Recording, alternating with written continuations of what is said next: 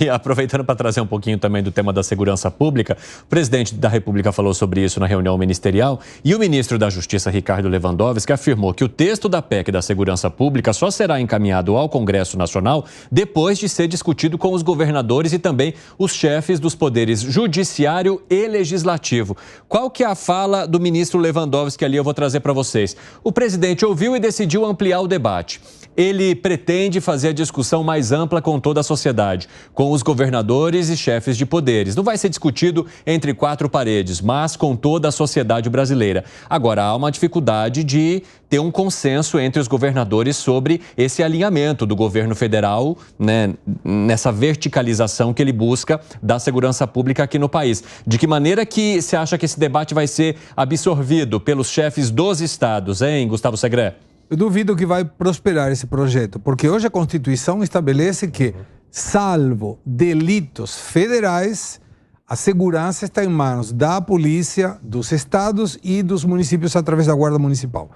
Agora, com essa PEC que está sendo colocada, eu falava, por que PEC? Por que não tem um plano de segurança nacional, mas isso não necessariamente involucrar uma reforma constitucional?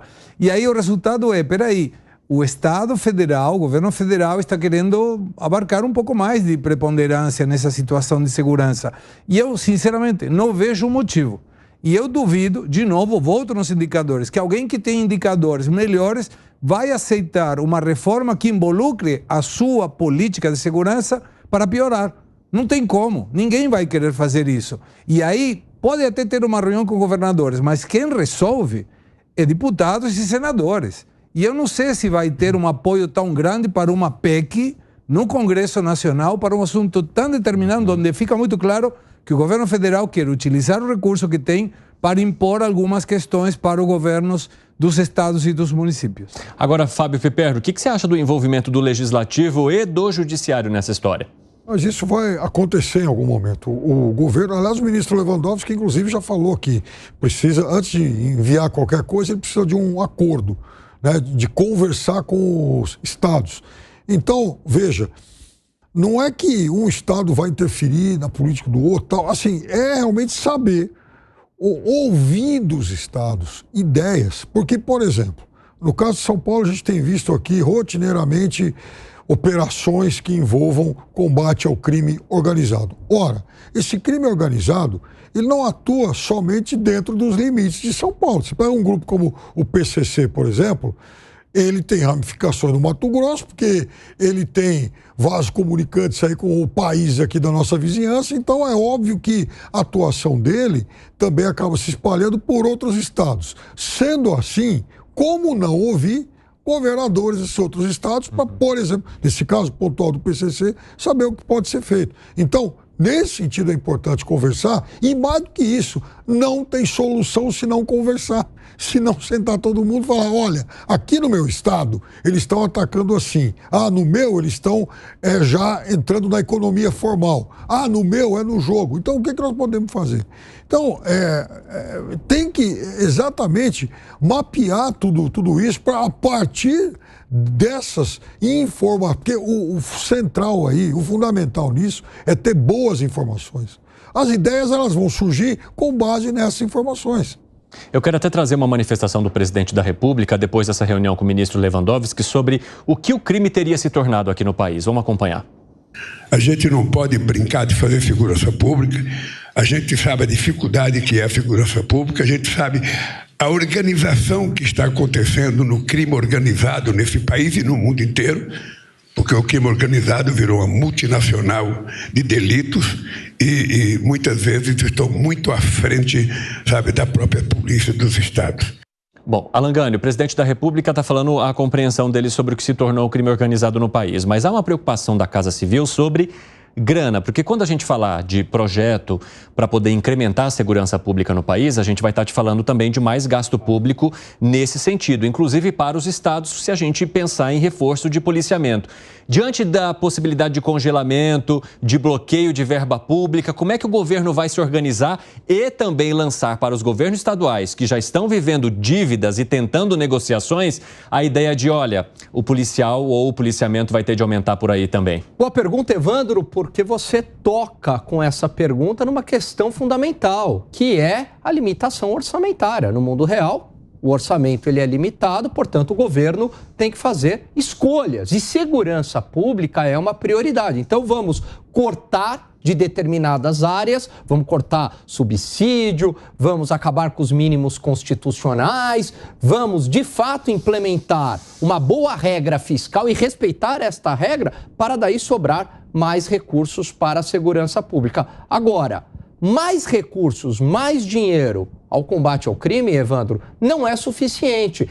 E aí que me preocupa, porque a solução passa pelo legislativo e pelo judiciário. Enquanto nós não tivermos leis mais duras, o nosso Código Penal, ele é ultrapassado, ele é lá da década de 40, década de 50, não dá mais. A gente tem que ter um endurecimento penal neste país. E a aplicação pelo judiciário dessas leis não vai resolver o problema.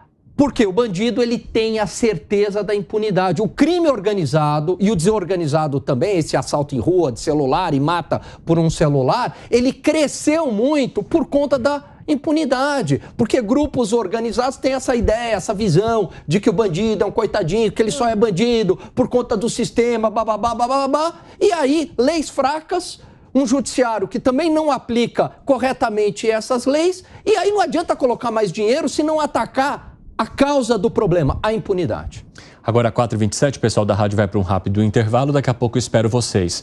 Ô Zé Maria Trindade, e aí o presidente da República chama esse crime organizado de multinacional de delitos. Isso já indica que haverá necessidade, sim, de uma participação maior do governo federal no tema segurança pública, principalmente no controle de fronteiras. Mas como você imagina que vai ser a organização de um alinhamento com governadores estaduais, com os estados que hoje estão em regiões de fronteira, porque também tem essa questão que envolve aqui o nosso país, e a possibilidade de um diálogo que possa levar à construção desse plano? Pois é, a segurança pública está muito mais ampla do que roubos de celulares, que são preocupantes, né? O crime no Brasil se alastrou pelo interior, é uma preocupação geral de pequenos municípios. O presidente da Associação dos Municípios me fala que hoje uma cidade de 20 mil habitantes tem lá a sua Cracolândia e lugares onde a polícia não entra senão em operação especial e com 12 engatilhada, para se ter uma ideia, cidades do interior. Então, é uma epidemia. O crime transnacional, que o presidente chamou de multinacional, ele já há muito tempo vem sendo identificado, né? Já houve casos e casos aqui de bandidos brasileiros escondidos aí nos vizinhos, né, nos países vizinhos.